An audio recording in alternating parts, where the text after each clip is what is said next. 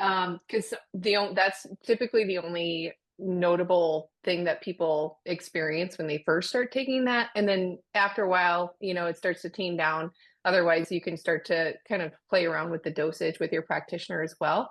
But ox bile salts is a wonderful thing. Gallbladder is the closest thing to a magic pill that you can get, right? So like, the digestive enzymes, the ox bile, that can be an absolute game changer for people in their experience post gallbladder removal. I've seen people's lives just change as a result of just implementing that and that alone.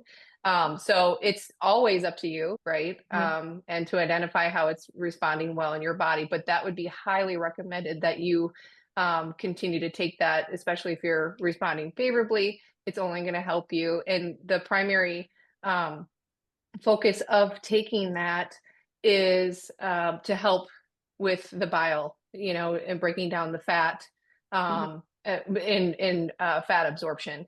So without a gallbladder, you don't have that reservoir, and it's sometimes the reservoir being the gallbladder, okay, which is like that little balloon, okay, is how, for those of you that are listening, and the bile helps digest the fat and absorb the fat. So that's why that becomes very important with for people that are not that don't have a gallbladder anymore. So hopefully that helps. Does that help clarify? And you can do it, month by month, Are there other things that you can do to help, with that, in terms of just supporting the liver and, even basic things like drinking warm water with lemon, that type of thing. But that may not help with breaking down the fat and absorbing the fat as well as like a D-digest would. If you're wanting to hear what your practitioner has to say, rest assured, you guys can have a more complete conversation about what supplements to maybe consider, for the long term and then short term, because sometimes supplementation, people confuse the whole supplementation process. First of all, just to go on a little bit of a tangent here, supplementation is to supplement a healthy lifestyle. And then the supplementation, so the evaluation that you do to chart your progress, that helps identify, maybe is a better word, what pathway, what process or system of the body. So, there's a variety of different systems, like the circulatory system is very familiar to people, right? That's like your heart, your, blood flow and those sorts of things. The endocrine system, that's like your hormones, right?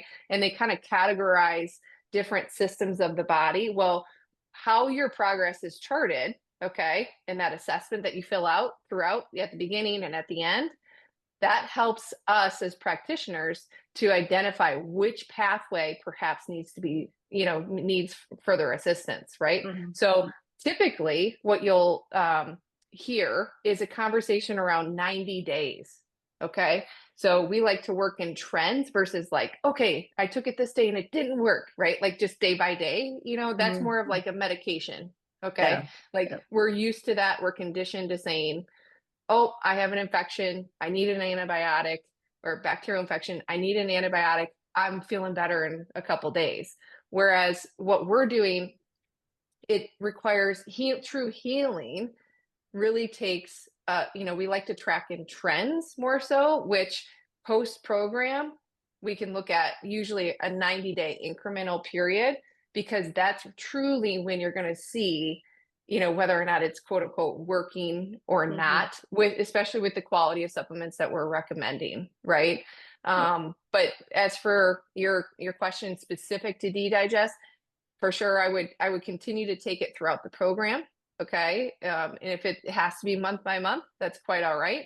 And then if you have additional questions, long-term wise, hopefully you now know the benefit of what that would look like if you're considering, taking it long-term.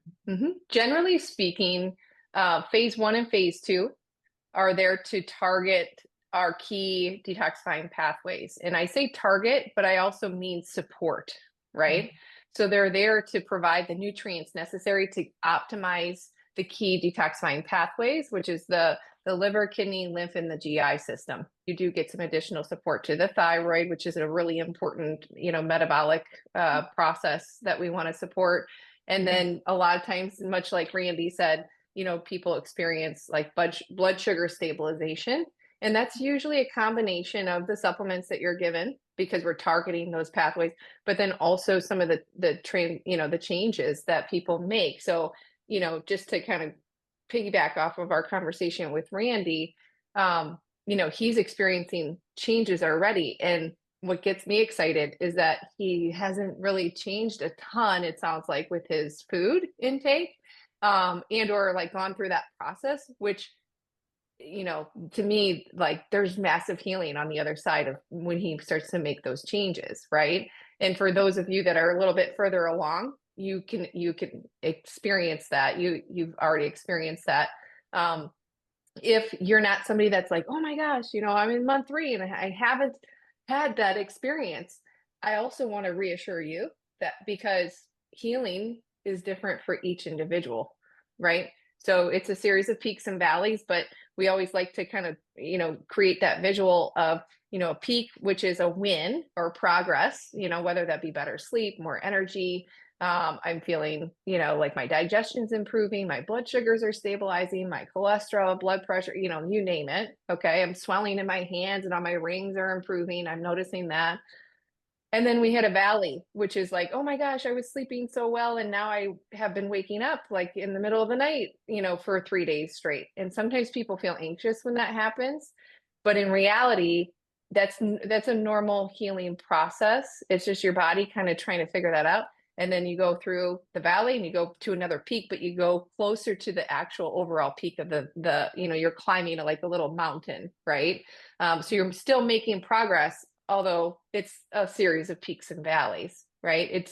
Don't expect perfection. Don't expect perfection of yourself because that can stop somebody from even doing anything.